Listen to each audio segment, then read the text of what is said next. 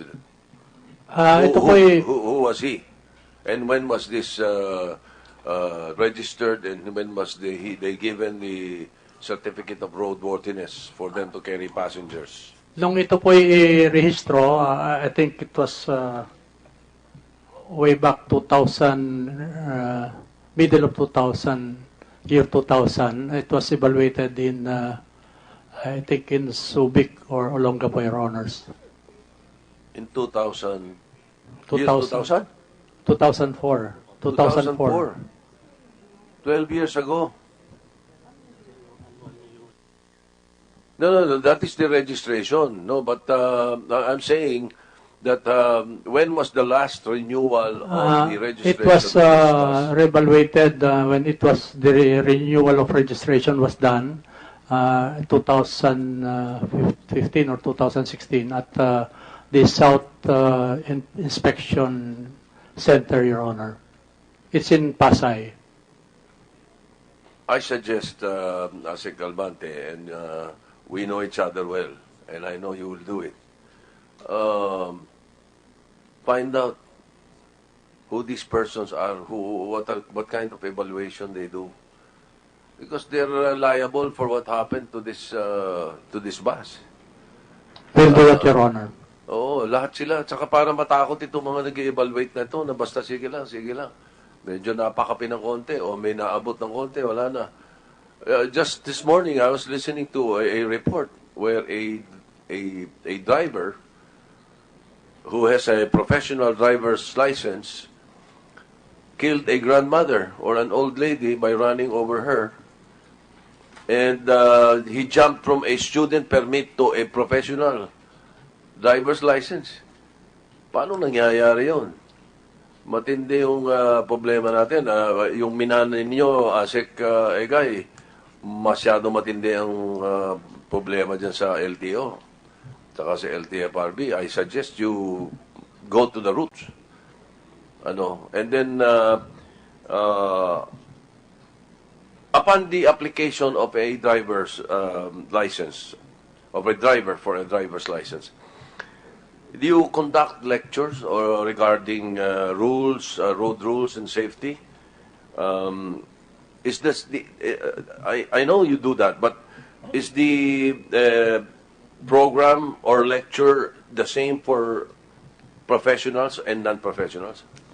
At the moment, Your Honor, Madam Chair, sa ating pong licensing procedure, halimbawa po, for a starting driver to get a license, it starts with a student permit. And after 1 month of having that student permit, he can now apply for a non-professional license. Yung isa pong medyo siguro dapat pong pagpahigpitan, although pinapayagan po ng batas, para magkaroon po kayo ng professional license, kailangan lang po magkaroon ka ng 6 months as a student driver. Mukhang dito po may kakulangan tayo rito. Kaya iniiba na po natin ang procedure. And in fact, pinaghihiwalay po natin, paghihiwalay natin ang examination ng professional at non-professional. At nakita po rin natin na ang examen ng non-professional at saka professional at the moment, pareho po. Wala pong kaibahan ng mga binibigay sa kanilang examen. Kaya po ito'y isa sa mga binabago natin para lalong matutukan po natin na yung talagang bibigyan ng lisensya sapat po ang kanyang kwalifikasyon. Magkaiba ho talaga dapat yun So I think it's about time that you do that. And then you mentioned na pinapayagan ng batas. Anong batas po ito na 6 months lang? Yung the committee of Senator Grace would be able to address that particular law. Yung pong batas nating original, yung 4136, na mga 60s pa po ito ginawa. Bagamat, I think sometime 2015, nag-issue po ng administrative order na talaga pong hindi na po pwedeng magdiretso mula sa student permit at diretso sa professional drivers. In fact, isa pong tinitignan natin dito kahit po ikaw ay professional driver, gusto po naming testingin ka doon sa sasakyang gagamitin mo sa yung pagiging professional driver. Kasi po, napansin natin na even tricycle drivers are given professional licenses. But of course, given the load restriction, hindi po sila pwedeng magmaneho ng mabibigat na sasakyan. We can always address that, and I think we should. As a matter of fact, we should really come up with a legislation that will allow the LTO to scrutinize the drivers. Madam Chair, dito sa atin, sa Pilipinas, if we do an honest-to-goodness examination of drivers, the way it is being done in other countries, especially the United States, I suspect that more than 50% of the drivers in the Philippines will not pass. Tiyak yun. Hindi aabot ng 50% ang papasa, bagsak lahat eh. Karamihan babagsak eh. So I suggest that you become stricter this time, especially in the renewal of driver's license. Baka pwedeng idaan nyo uli sa lectures, seminars regarding rules, regulations, safety requirements. More particularly for professional drivers, no? Especially yung mga nagdadala na pasahero.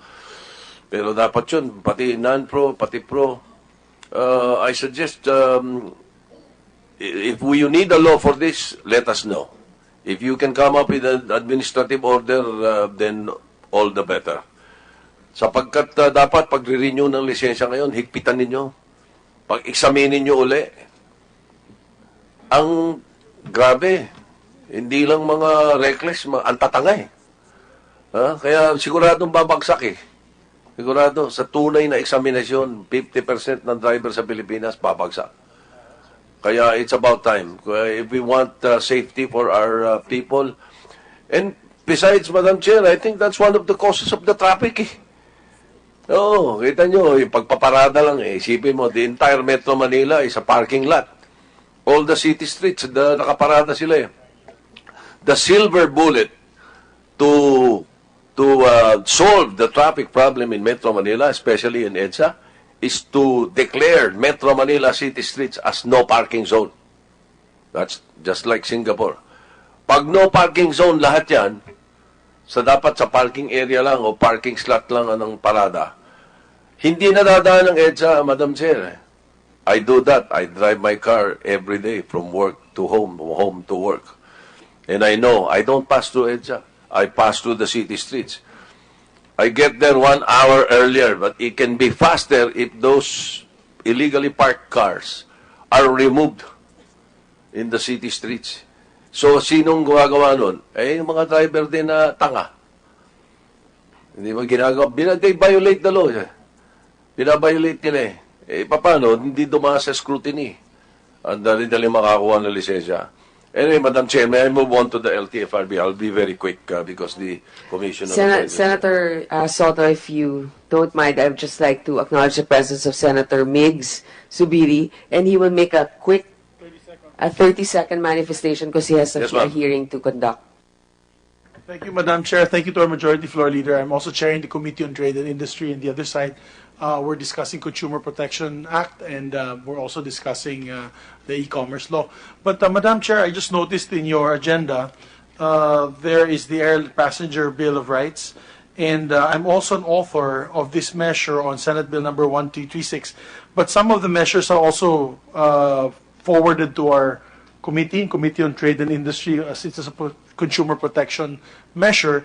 If it's all right with the good chairperson of the Committee on Public Services and to the members of the committee, if we can have a joint hearing on the Airline Passenger Bill of Rights, because I filed a measure also because, you know, like many of us here, we're also victims of abuses done by airlines, no? And we'd like to rectify that. So if it's okay, Madam Chair, maybe on this particular measure, Air Passenger Bill of Rights, if we can just do a joint hearing, then we can hear it together. Yes, Senator Subiri, that's noted, and we will have a joint hearing with Public Services as the primary committee because it's about air transport. But as we know that air transport affects trade and industry, so your the vital part also of this hearing. So that's Actually, duly to noted. correct also that, Madam Chair, we're also in charge of consumer protectionism. So, because actually right now we're doing the amendments to the Consumer Protection Act. So, buying tickets, riding in airlines is also part of consumer protection. So, thank you, Madam Chair. Maybe we can have it after the break. Yes. Thank you. Thank you, Madam Senator Chair. Zubiri. So, the Madam Senator Chair, Tita yes, Soto. thank you. I'll try to be as brief as possible now. For the LTFRB, for the renewal of franchise for public utility vehicles, what is the procedure and what are the tests being done? Is this testing the same as renewal of registration of privately owned vehicles? Will you enlighten us on your procedures? Yes. Good morning, Madam Chair and Your Honors, members of the committee. As regards the jurisdiction over public utility vehicles, from buses, minibus, PUJ, UV, even tourist transport, as the bus that figured in the Tanay accident, they're all under the jurisdiction of the LTFRB. They are to get a franchise, but before they can be granted a franchise to operate a public utility service, an inspection has to be made for public utility vehicles, but not as highly technical as the LTO, because the LTO is the principal agency which takes care of determining roadworthiness of vehicles in general. Okay. But nevertheless, we do conduct our own investigation insofar as public utility vehicles is concerned. Now, as to the Like how, Attorney Delgra? yeah, Like how do you inspect them? it's actually You rely on the LTO. You refer them to the LTO or something like that. Yes, Your Honor. But on our part, we do the physical inspection of the vehicle, not too technical as the LTO is supposed to do it also. Insofar as the physical inspection of the PUVs are concerned, or the public utility vehicles. The franchise is good for 5 years, and therefore the physical inspection is normally done before renewal of the franchise. 5 years. Itong BestLink, kailan nabigay rin ang franchise nito? Harana Tours? Harana Tours. The Harana Tours was actually the tourist transport company which was engaged by BestLink College of the Philippines, and because they were lacking in tourist transport buses for that matter, Harana Tours subcontracted it to Panda Tours. Okay, yung Panda Tours, That's the when did they get their franchise? they got their franchise about 2 years ago, if I'm not mistaken. And it's still, And their buses were inspected? insofar as the buses is concerned, Your Honor, they were inspected as I was told. But as know, I've said, the Attorney physical Delgra, inspection there's nothing technical about it. But with the accident that occurred, we have to trace back on the history of the bus for that matter. And we took it upon ourselves to check with Hino Philippines, which is the manufacturer of the bus, which figured in the accident. And Hino Philippines said that they don't have any record of it. And so they referred the matter to Hino Japan. And Hino Japan confirmed that the engine or the engine number of that bus is of a different unit from the chassis number of that same bus. And the manufacturing date was actually 1988. So at the time of the accident, the bus was a 29-year-old bus. Actually, insofar as the LTFRB is concerned, we currently have a 15-year phase-out policy. Ibig sabihin ho, pag yung bus, any public utility vehicle, I'm talking about bus, would reach the age of 15 years, kailangan na hong palitan. But in this case, ho, nalaman namin, kasi ito yung mga surplus na dumaan sa, if I'm not mistaken, sa Subic, it turned out na the date of manufacture that was stated in the certificate of registration was 2004, when in fact the date of manufacture was actually 1988. Hindi ba meron na kayong parang policy not to allow this type of vehicles to be on the road if they are more than 15 years old? Am I correct? Yes, Your Honor. That's precisely why we already have, for the buses, UV, and taxi, ho, we already have a 15-year phase-out. So how are these other buses on the road now running? They actually would comply because if, for example, even If you investigate them as well as how you investigated that Panda Tours bus, I'm sure lalabas yung marami dyan. Hindi. Kasi nakikita ko araw-araw Nakikita ko yung mga bus na yan araw-araw Bihira-bihira ako makakita ng bago-bago itsura Karamihan bulok ang itsura And I've been, in my privilege speech, there were minimum of 5 bus accidents. EDSA, ilang beses sa EDSA, and then NLEX. Lahat ng sagot, brakes. Lahat na sinasabi, nawala ng preno. Paano nga wala ng... I'm sure you know where I'm coming from, Atty. Delga, and I hope the information that you've given us narinig ng mga abogado ng mga biktima. Sapagkat matinding pananagutan yung mga lahat ng yan na paanong nakalusot yung mga bus na yan at pinapayagan natin. And then, do you issue a certificate of roadworthiness?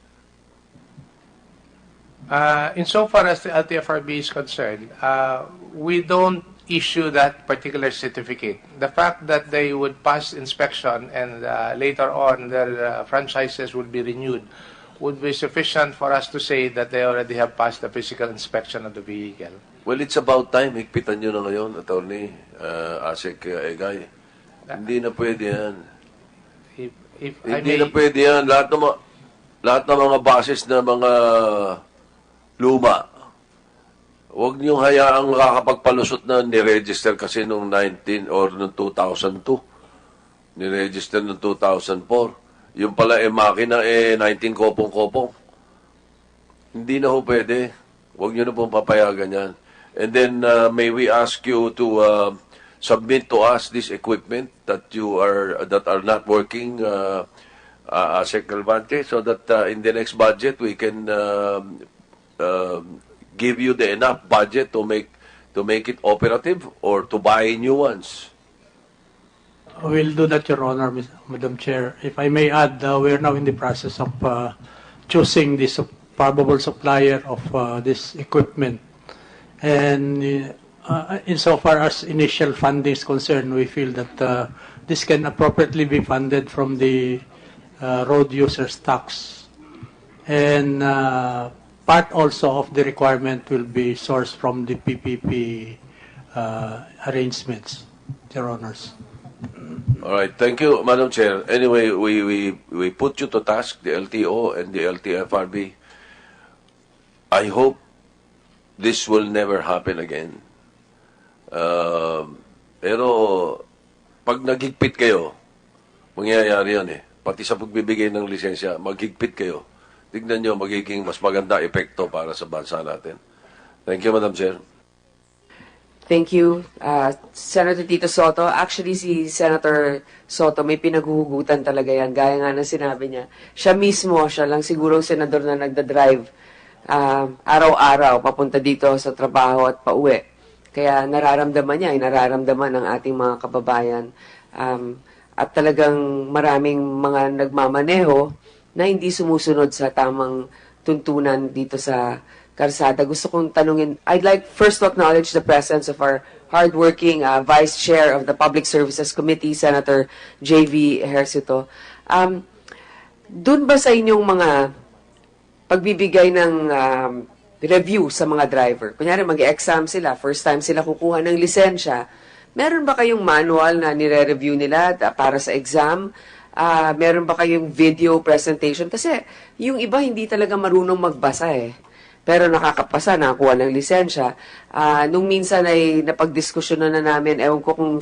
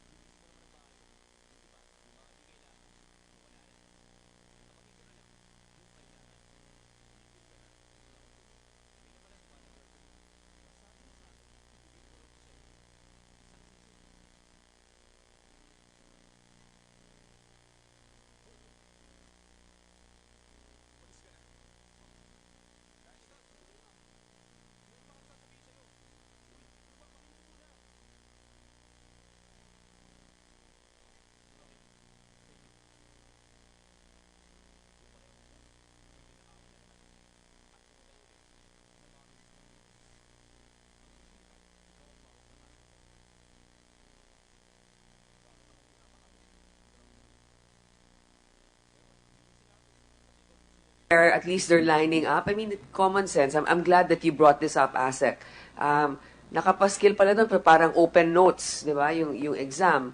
So kaya naman pala, Tito Sen, hindi na tayo nagtaka no, na siguro, kaya ganyan nga hindi nila nasasaulo yung mga regulasyon ukol dito. So, siguro this committee can do a spot check in an LTO office just to see how the exams are conducted.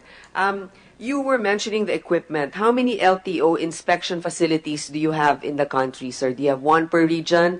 And how many in NCR? Hindi po one per region. Napakalaki po ng ating kakulangan. In fact, nag-request po kami ng ma-repair yung siyam na inspection stations.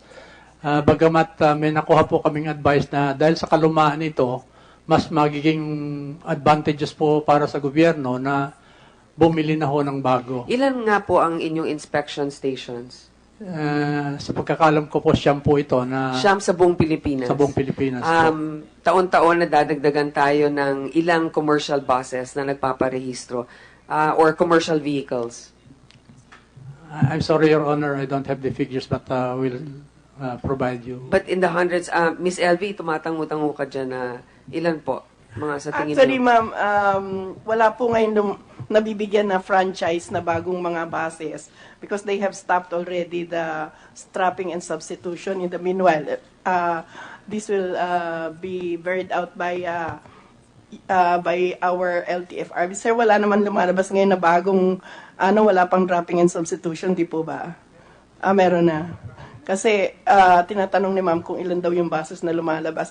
Pero I remember, ma'am, during the, I think that was 2013, when they requested for a budget para dyan sa MVIS na sinasabi. What I said to the group dun sa budget preparation ng DOTC, why don't we make a policy that the vehicles will go back to the manufacturer? Because it is the manufacturer. Number one, the manufacturer will not allow himself to go into in an anomalous or corrupt practice. And they will be the ones to know yung talagang make nung kanilang sasakyan. Ma'am, what do you mean that you go back to the manufacturer? For the MVIS, for the inspection and certification of roadworthiness. So in this case, let's say the Panda bus, Yes. go back to Hino, Japan. That's right. but Yun but na, how do very they do classic it? What case if they, how Yes, they ma'am. determine that, ma'am? Yung pong ma'am na yung mismong manufacturer will be able to trace his own product. Katulad nun ma'am, yung very classic po yung sa Hino na yan. Hino Philippines did not even know the manufacturing date. So they had to go back to Japan. Pero kung yung pong ating LTO group ang gagawa niyan, they will be at a loss kung saan hahanapin yun. So kahit po yung mga private vehicles, ang recommendation po namin nun is let the manufacturers do the roadworthiness certificate. Yun nga, hindi magkakaroon ng corruption. Natural, like, example, Toyota po, hindi niya papayagan na sirain yung pangalan niya na matapos niya bigyan ng roadworthiness, nasira yung brake.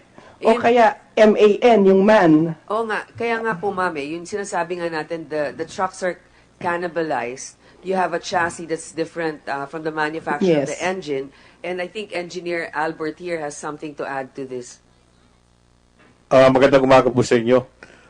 Yung pong particular bus na yan, yung Hino, na kaya po hindi alam ng Hino Philippines yan. Kasi yung bus na yan, ginawa sa Japan.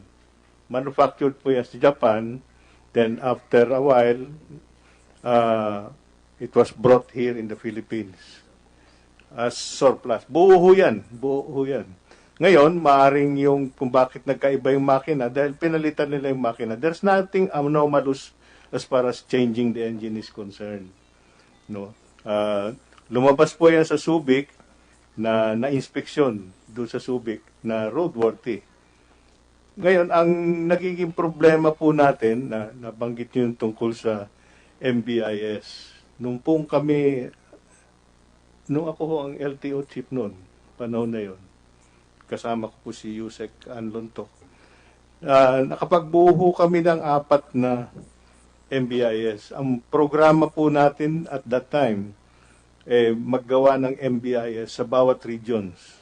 In fact, there are regions, because of the number of vehicles, mas maraming MBIS. Dalawa, tatlo. Pakisabi nga ano ibig sabihin ng NBIS. Motor Vehicle Inspection System.